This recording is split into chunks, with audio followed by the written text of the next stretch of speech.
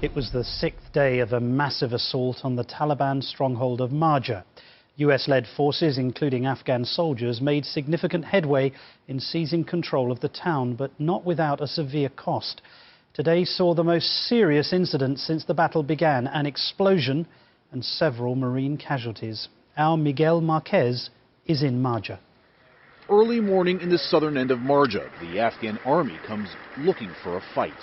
He said that if it's a problem, they need helicopter. So we got our guys here, and we'll be here to support. With the barest instruction, the Afghan battalion commander sends his men into the field. Taliban finished. Hey, Taliban, go. Finished.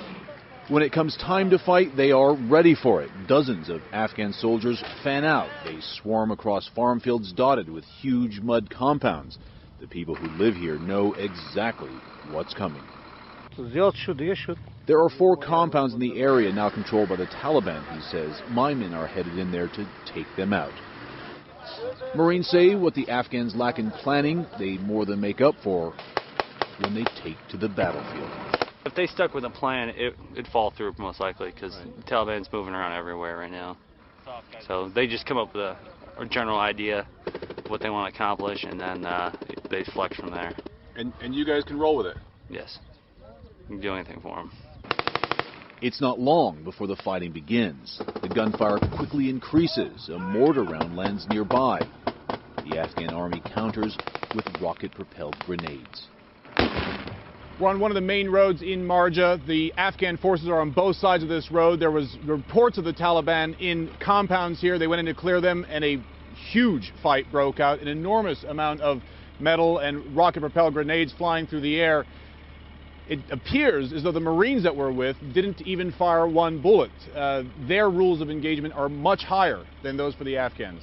U.S. troops must have positive identification of a target that has hostile intent. I have no idea what the he's opening up on. The biggest problem for Marines today, too many friendly forces in the field.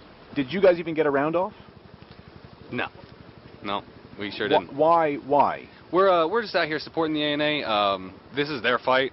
We're not really supposed to do this for them. So, but if they absolutely need it, we will go and help them. So, we're here as backup right now. Right.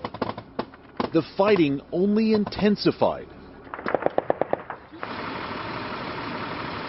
Hey, you might want to get back. For about 2 hours with barely a let-up. Marines of the 2nd Amphibious Assault Battalion only had to keep an eye out as their vehicles took almost constant fire.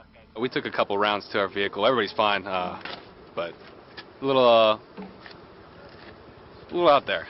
Look at the blood pumping, won't it? Right. Afghan forces have moved north of where we are. These MRAPs would like to do the same, but they had to get across this road. It has not been cleared of improvised explosive devices or homemade bombs, and that's what Marine engineers are doing now. Finally, there was a lull in the fighting. Late this afternoon, a huge bomb exploded while 2 detainees were being questioned. It's still not clear whether the blast was from a booby trap set in a building or a suicide bomber. The aftermath, horrific. It's the most serious incident so far in the battle for Marjah. The blast caused so many casualties, it took 3 medevac helicopters to transport them all. The speed of help was incredible, from the moment of explosion to the triage to the medevac helicopters lifting off, about 15 minutes. And even as the helicopters took off, Taliban insurgents fired on them, trying to bring them down. As terrible as the incident was, commanders here say the battle for the city is largely won, that international and Afghan forces now control the major roads, bridges, and buildings across the entire city.